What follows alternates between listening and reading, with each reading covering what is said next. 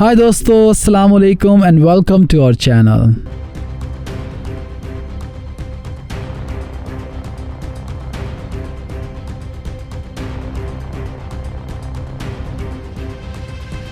दोस्तों, दुनिया के अमीर लोगों में शामिल एक नाम को देखकर शायद आप भी चौंक सकते हैं, क्योंकि वो एक खतरनाक मुजरिम होने के साथ साथ दुनिया में सप्लाई होने वाली ड्रग्स का डॉन माना जाता था। जी हाँ दोस्तों, यहाँ मैं बात करने वाला हूँ पाब्लो एस्कोबार की।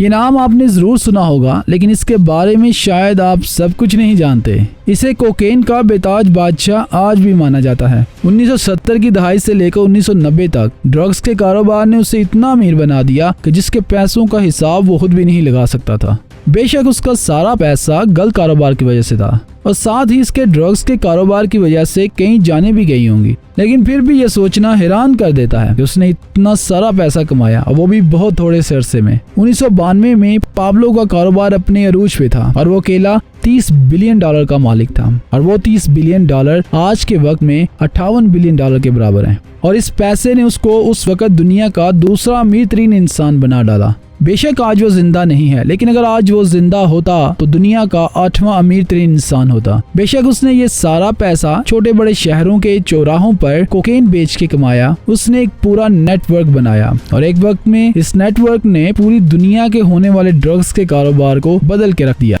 अमेरिका में इस्तेमाल होने वाली 90% ड्रग्स को पाब्लो अकेला सप्लाई करता था, और अगर पूरी दुनिया की बात करें तो 80% ड्रग्स पाब्लो के नाम से ही चल रही थी। उस वक्त बहुत सारी बातें ये भी चलने लगी कि पाब्लो एक बहुत बड़ी कोल्ड ड्रिंक कंपनी को भी ड्रग्स सप्लाई करता है और उसके पीने वाले लोग भी उसके आदी बन जाते हैं।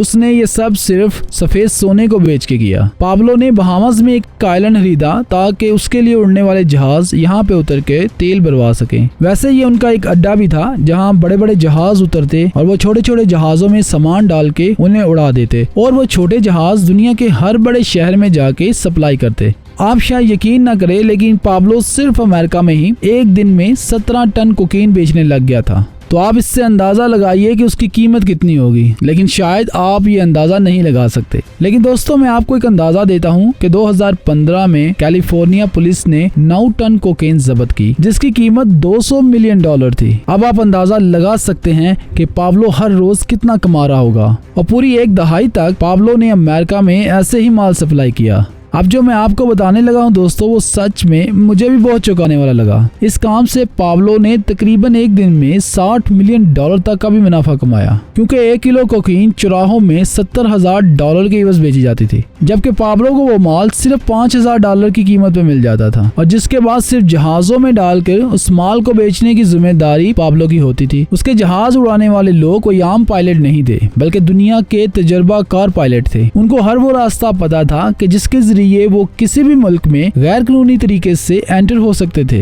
इसी वजह से पाब्लो उन्हें एक फ्लाइट उड़ाने के बदले $5 लाख दिया करता था। $60 मिलियन सिर्फ एक दिन में कमाना, मतलब पूरे साल में $22 बिलियन की कमाई सच में हैरान कर देने वाली थी। आज के वक्त में बड़ी बड़ी कंपनीज भी पाब्लो की कमाई का मुकाबला नहीं कर सकती थी। इस कारोबार को शुरू करते ही पाब्लो दुनिया के 500 अमीर लोगों में शामिल हो चुका था।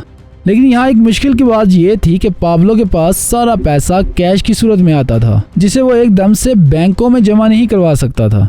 आज भी ये कहा जाता है कि उसके पास इतना पैसा इकट्ठा हो जाता था कि हर रोज उसे 70,000 के रबर बैंड खरीदने पड़ते थे, और उन रबर बैंड से सिर्फ एक दिन के कमाए पैसों को बांध के रखा जाता था। उसके पास अब इतने नोट आ गए थे कि उसको रखने की जगह नहीं मिल रही थी, इसीलिए उसको इसका कोई इलाज ढूंढना था। अब उसने बड़े बड़े गोदाम खरीदे और बड़े बड़े टैंकों में पैसे भर के उन गोदामों में रख दिए, लेकिन अभी भी उसके पास जगह की कमी थी, तो उसने अपना पैसा खेतों को खोद खोद कर मिट्टी में दबा कर रखना शुरू कर दिया। लेकिन शायद आप यकीन ना करें, लेकिन इन सब पैसों में से तकरीबन 10% पैसा भी बच ना पाया। यहाँ तो उन पैसों को पानी की मार लगी या चूहों ने उनको कुतर कर खराब कर दिया। पाब्लो हर साल तकरीबन $1 से $2 मिलियन कूड़े में फेंक दिया करता था, क्योंकि यहाँ तो वो नोट खराब हो जाते या उन्हें चूहे कुतर देते। लेकिन उसके लिए इतना पैसा खोना ऐसा ही था जैसे कुछ हुआ ही ना हो। उसके पास इतना पैसा हो चुका था कि जिन्हें वो अपनी पूरी जिंदगी में खर्च नहीं कर सकता था। एक दिन वो और उसकी बेटी बाहर घूमने गए और वहाँ उसकी बेटी को ठंड लगनी शुरू हो गई।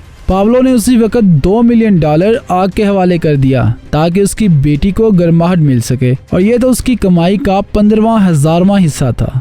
2019 में दुनिया का सबसे ज्यादा पैसा कमाने वाला खिलाड़ी लायनल मेसी था, जिसने पिछले साल $127 मिलियन की कमाई की, लेकिन उसे इतना ही पैसा 236 साल तक कमाना पड़ेगा, तब जाके वो पाब्लो की कमाई का मुकाबला कर सकेगा। लेकिन पाब्लो ने ये सारा पैसा सिर्फ 16 सालों में कमाया। बेशक उसके पास बहुत ज्यादा पैसा था, लेकिन ये पैसा उसने लोगों की जिंदगी खराब करके कमाया था। न जाने कितने लोग उसकी वजह से नशे का शिकार हुए होंगे, और न जाने कितनों ने ही अपनी जिंदगी गंवाई होगी। इसी पैसे की वजह से ही पाब्लो को अपनी जिंदगी से भी हाथ धोना पड़ा। 2 दिसंबर 1993 के दिन कोलंबिया की पुलिस ने उसे गोली मार दी, जिसमें मौके पर ही उसकी जान चली गई और उसकी सारी जायदाद और पैसे को जब्त कर लिया गया। ऐसा कोलंबिया की पुलिस और गवर्नमेंट को लगता था कि उन्होंने पाब्लो की सारी प्रॉपर्टी और पैसा जब्त कर लिया है, लेकिन $29,900 मिलियन को आज तक कोई नहीं ढूंढ पाया है।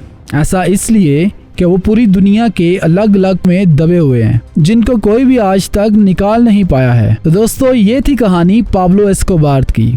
दोस्तों, अगर आपको वीडियो अच्छी लगी तो लाइक करें और अपने दोस्तों के साथ शेयर जरूर कर दें, और हमारे चैनल को जरूर सब्सक्राइब कर लें। अपना बहुत सारा ख्याल रखिए। अल्लाह हाफिज।